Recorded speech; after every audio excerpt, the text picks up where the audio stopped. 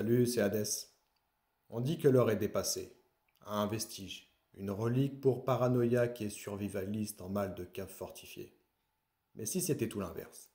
Si ce métal forgé dans les entrailles des étoiles mortes était en réalité la clé pour explorer l'infini? Pas une croyance, pas une bulle, un outil, un miroir, une passerelle entre le tangible et l'invisible. Aujourd'hui, il ne brille plus dans les palais, mais dans l'espace. Collé sur les yeux d'un télescope à 10 milliards de dollars, l'or scrute les origines du temps. Et si le métal des rois était devenu le métal des dieux? C'est lui qui aujourd'hui nous permet de regarder Dieu dans les yeux. Décembre 2021. L'humanité catapulte dans le vide un bijou technologique de 10 milliards de dollars. Le télescope spatial James Webb. Objectif? Remonter le temps. Observer les premières galaxies. Pousser la porte du mystère cosmique. Spoiler, ça a marché. Ce James Webb a découvert des galaxies plus vieilles que prévu, formées à peine 300 millions d'années après le Big Bang. Des bébés galaxies bodybuildées, plus grandes, plus rapides, plus précoces. Comme si l'univers lui-même avait décidé de court-circuiter nos équations. Et ce n'est pas tout. Vapeur d'eau, CO2, nuages extraterrestres. Le télescope James Webb commence déjà à flairer les possibles traces de vie. Mais pour voir si loin dans le passé, il faut un miroir. Pas n'importe lequel. Un miroir fait de 18 segments hexagonaux. Un assemblage céleste de beryllium, recouvert d'une fine couche d'or pur. Oui, l'or. Ce métal méprisé par les économistes de plateau télé, qui ne jurent que par la dette infinie tout en se caressant le nombril.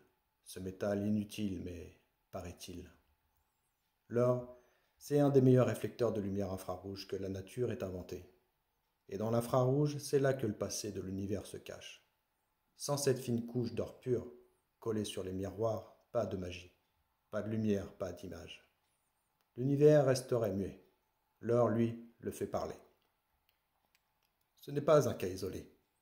En 2024, 80 tonnes d'or ont été utilisées dans les technologies avancées. Médecine, spatiale, informatique. Alors non, l'or n'est pas devenu monnaie parce qu'il ne servait à rien. Il est devenu monnaie parce qu'il résiste au temps, à l'oxygène, aux hommes. Mais malgré tout ça, tu entendras encore, l'or c'est psychologique, une croyance, une bulle. Ah oui? Alors explique-moi pourquoi l'univers lui-même s'y reflète. Pourquoi les savants l'ont choisi pour scruter l'aube du cosmos.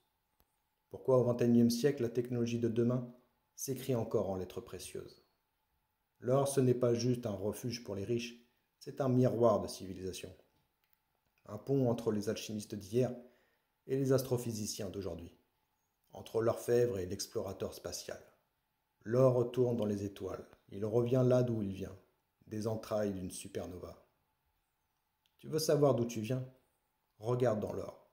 Il reflète le début de tout. Il est né avant toi, il te survivra.